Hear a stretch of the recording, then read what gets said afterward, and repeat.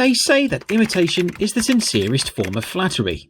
So in that case, Pac Man ought to feel pretty pleased with himself, as there are few games that have been so imitated, homaged, cloned, or outright ripped off since he munched his way onto the scene in 1980.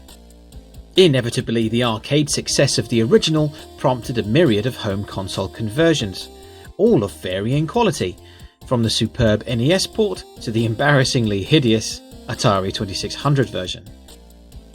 But it was in the homebrew community that Pac Man really flourished.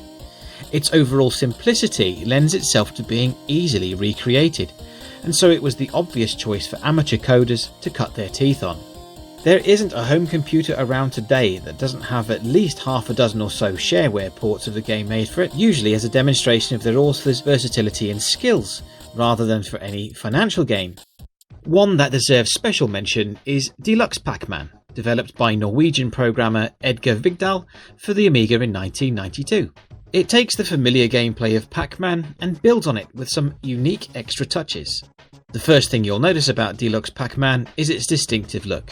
Pac Man and the ghosts are recreated as nicely detailed chunky boys, who take up far more of the screen than you might be accustomed to, and they're also a little bit faster. While on the surface it seems it's nothing more than a spruced up port of the original, what sets it apart from the other routine clones is the addition of power-ups. Depending on what revision of the game you're playing, there is an impressive selection of items to elevate the gameplay from the usually tedious enemy avoidance territory. Slow down the ghosts with the glue, freeze them on the spot with the ice,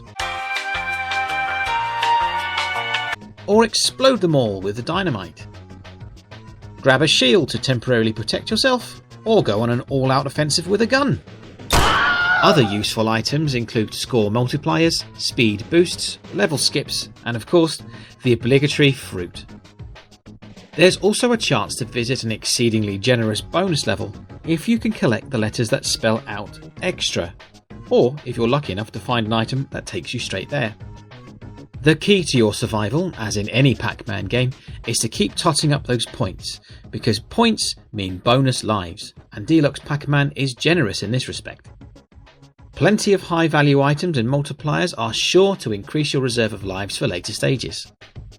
On the subject of stages, I have no idea how many there are, as I've never completed this fully, but there are technically more than that anyway, since the level skip power up I mentioned earlier is just as likely to drop you off in an earlier level as it is to take you to a later one.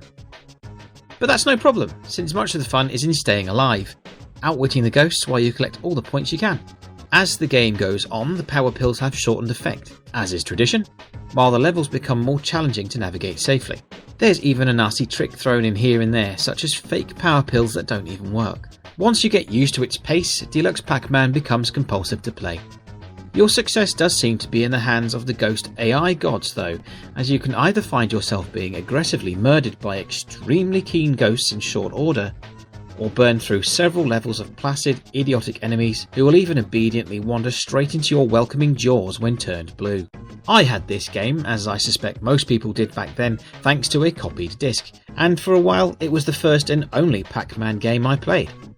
At the time, I didn't even realise it was an unofficial game, but I enjoyed it nonetheless. In fact, I recall being rather disappointed when I finally got round to playing the Namco original, due to its woeful lack of guns and bombs. Pac Man purists might turn their noses up at this for its departure from the usual formula, but the rest of us are sure to revel in its addictive and frenetic gameplay.